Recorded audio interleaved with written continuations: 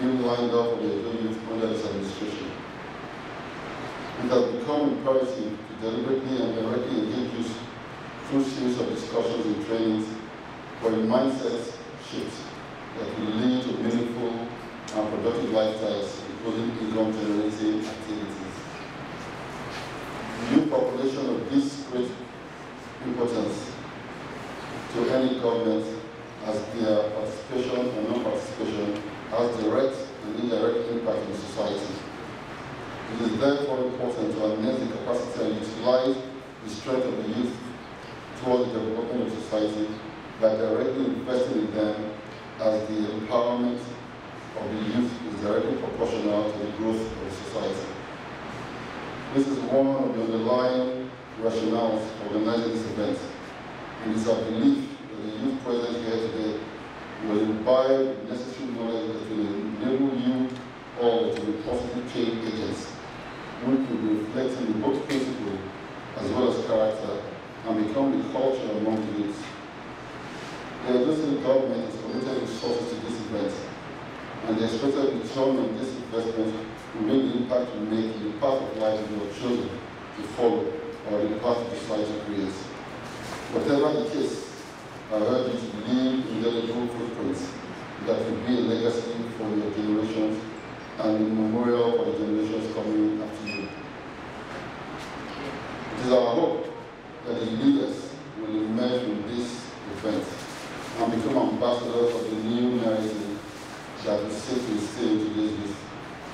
Miles Monroe said that every human has the instinct and capacity for leadership, but that must do not have the courage and will have to cultivate it. I celebrate your courage and will to become remarkable leaders, as your presence here today justifies this. I thank all our resource persons who have labored and honored our invitations and ensure that this event fits into their schedule because of their belief and commitment to the youth development. Also, I thank all our sponsors who have in no small way supported this event, and our success story cannot be anything without you. Once again, I welcome you all to this event and wish you all an enjoyable stay. Thank you very much. It's your choice to know what you want, or you go the other way around, to become the person that becomes the liability of the society. It's your choice to leave this whole conversation and think, oh, it's one of those things we attended, we went to Abuja, that be the teachers, and then you go back home. Or you sit down and you look at your life and you write things and say, this is what I want to achieve, this is how I want to change my life. These are the things I will do in my life, and I will be very deliberate about them. On Monday, for example, we're reaching out to 100 organizations in the US to partner with us. That is my own responsibility with 2 people in my office, and I will craft the email and I will reach out to 100 people. I know very well, the 100 of them will not respond to me. 90 will not respond to me. All I want is one that will respond and will do transaction of $100,000 with me. That's what I'm looking for. I think that is the best they do. I would not have that opportunity if I was not prepared for it. So what do you need to prepare? First, discipline. Just wake up. This is what I want to do every day. Maybe 1 hour, 2 hours every day. Just be disciplined about it. If you want to also scale big, you want to become global, go and learn skills that can be traded on the internet. Skills that you will be in your village. They collect AC. People go see they pay you money. Now I'm even migrating into skills that don't need customers to pay me. People will be paying me money while they are enjoying my services. That's what we're migrating to now. So there is this first level of skill that you need to have. Go and learn graphics. Go and learn content writing. Go and learn web design, front end, UI UX designs. Skills that you can sit in your house and people are giving you jobs. They will tell you about leadership. How do you do self-leadership? So, for instance, the lady who leads the 1HMO thing now used to be one of my students on marketing and all of that. She came, she learned, I was showing her, and then she learned leadership. Leadership takes you to the top, not skill. So they're able to galvanize people. Like when they were picking the CEO of Google, the current CEO of Google, The guy is not the best brain, but they discovered that every time there was fights, the partners were fighting, people were fighting, the guy is one that will put them together and say, no, we will settle this thing. And because he had that ability to galvanize people, to settle them and all of that, they made him the CEO of Google. It's not because he knows how to program better than other people. But what unique skill do you have? You have ability to write, ability to do things that will make other people feel, oh, they feel very important. And are you an Iron Man? These are skills they're looking for globally. You must be willing to sacrifice something. You must be willing to spend money on yourself, on the opportunities that you can see like this moving. Because look, after 1 year from now, if we are going to do this event again, after 1 year, I don't want to see most of you here. I don't want to see most of you here. Go and change your life. I want you to be part of people that say, okay, want to donate water like when we use this. Yes. You be one of them. That's how life works. Do the printing for free. Say, okay, the shirt, I will cover for the whole shirt. How much is the whole shirt? Calculate, okay, I'll give you $1 million for the shirt. From the business I have made in this life. Our mind goes in different directions, and this is what happens. External stimulus, something happens to us. It can be music, it can be somebody talking to us, it can be somebody slapping us. Something happens to you. Then it goes into your brain, and your brain does what we call internal representation. Your brain tells you what that thing means. Are you with me? Yes. Something happens, it enters your brain will do something, then your brain will say, that thing that happens to you, this is what it means. Then you also enter a state of body. So if it was war, you became aggressive, your body will just go like this. You won't know when your body just, okay? But if your mind told you, child and tribulation, turn the other cheek, you become calm, you now start looking for the exit. What determines your reactions? Is it what happened to you? What is it? The meaning you gave to what happened. Emotional intelligent people, what can they do? They can block automatic reactions.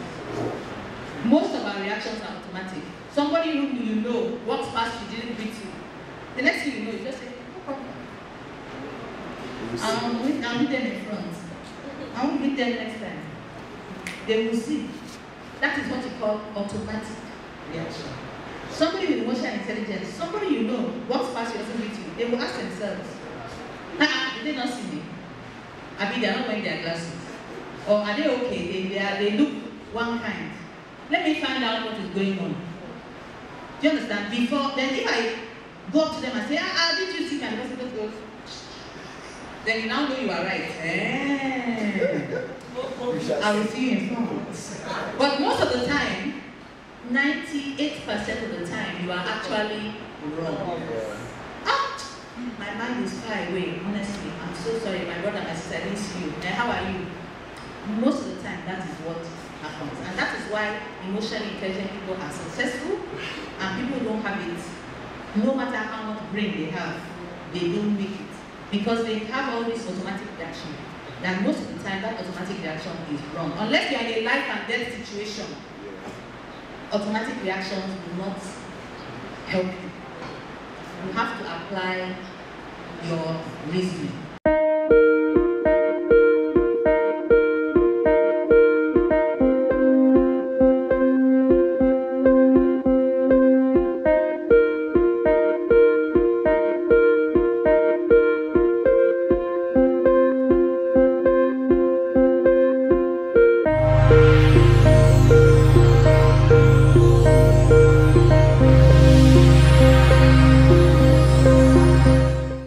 Anything that they need to be successful, they already get them.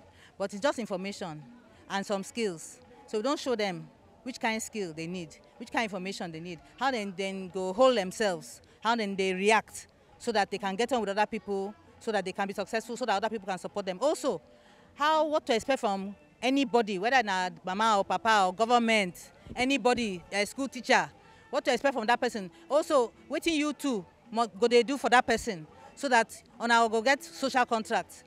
that will help you be successful. You know, now everybody they try come program, but if youth were focus come this program where you understand what they talk, you pick value from what they talk. Now small what they tell picking now, when they reach inside belly, now you know what you go turn into. So when they give you opportunity like this, where you come, you day. Nobody say government just want to spend money now. They say they won't waste money.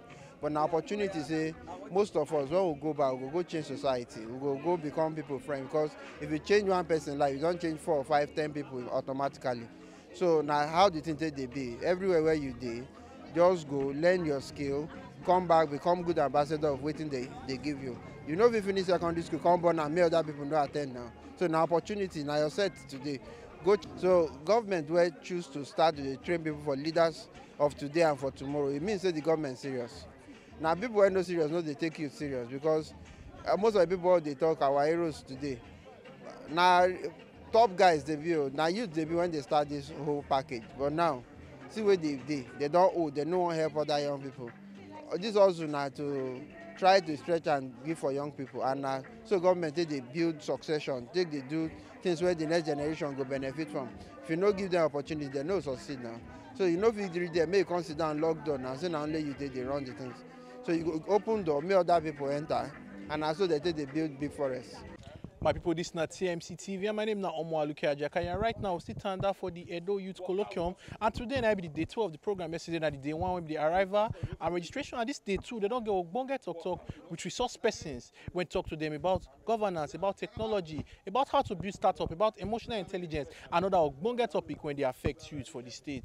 And you go know say this Edo Youth Colloquium will be Edo Youth Bootcamp. Now, Edo State Government through the Ministry of Youth and Humanitarian Affairs, now they bring that together. This TMC TV, and we still there here to give you updates as the matter they go. My name is Ogbonge Ajakaya, and this is TMC TV.